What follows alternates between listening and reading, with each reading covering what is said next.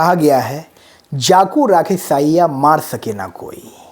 जब तक उस परवरदिगार की, जब तक उस परम सत्ता ईश्वर का हाथ हमारे ऊपर है, इस दुनिया में कोई भी हमारा कुछ भी बिगाड़ नहीं सकता है। हमको बेचैन होने की ज़रूरत नहीं है।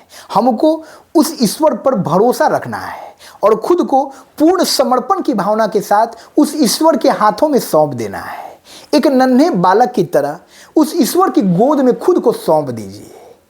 वो पालनहार है, वो पूरे सृष्टि का मालिक है।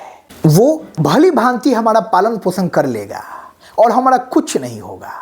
बुरी से बुरी परिस्थिति जो है, प्रलय का भी क्षण आ जाए, हमको उस पर भरोसा रखना है। पूरी सृष्टि समाप्त हो जाए, सृष्टि के सारे लोग खत्म हो जाए, लेकिन यदि वो ईश्वर हमारे साथ है, उस ईश्वर की हाथ हम पर है, हमारा बाल भी बांका नहीं होगा। ये विश्वास होना चाहिए। हमारे भीतर विश्वास की कमी होती है।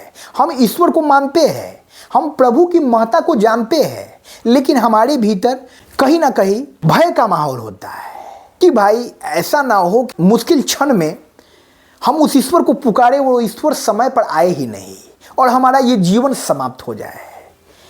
हमारा जीवन बेवजह ऐसे ही समाप्त नहीं होगा, और जब हमारे इस जीवन को समाप्त होना होगा तो हम चाह कर भी इस जीवन को बचा नहीं पाएंगे।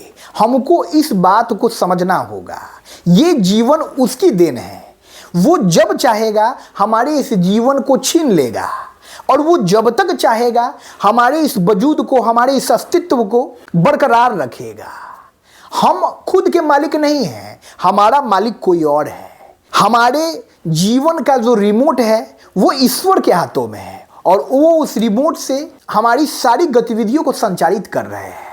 हम मिथ्या भ्रम में रहते हैं कि मैंने जीवन में ये कर लिया, मैंने जीवन में वो कर लिया, मैंने ये बड़ा मुकाम प्राप्त कर लिया, मैंने वो बड़ा मुकाम प्राप्त कर लिया। हम कुछ नहीं करते हैं, करने वाला वो है, कर्ता कर्म कारक सब वो है, हम कहीं नहीं हैं। जब हम इस सत्य को जान जाते हैं और दृष्टा भाव से जीवन की यात्रा को एक चलचित्र की भांति निहारते हैं, तो हमारे चक्षुओं में वो ताकत हो जाती है कि हम उस परम सत्ता ईश्वर के दर्शन कर सके। जीवन में कितनी भी बुरी परिस्थिति होगी, जीवन में कितना भी खराब समय होगा, उस ईश्वर को हमारे इस जीवन की रक्षा करनी है तो वो कर लेगा। हमको डरना नहीं है, हमको भयभीत नहीं होना है। हमको अपनी आस्था को, विश्वास को और ज़्यादा मजबूत करना है। हम जितना ज़्यादा अपनी आस्था विश्वास को मजबूत करेंगे, हम उतना ही ज़्यादा उस ईश्वर से जुड़ते जाएंगे।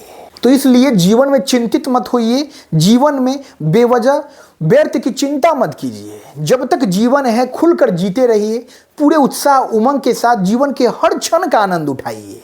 वो हमारा मालिक, हमारा पालनहार, हमारा पिता उपस्थित है, जो हमारी हर बुरी परिस्थिति को देख लेगा, जो हमारे हर दुश्मन को देख लेगा। हमको कुछ नहीं करना है, हमको बस उस प्रभु से प्रार्थना करना है, हमको बस उस प्रभु पर भरोसा रखना है।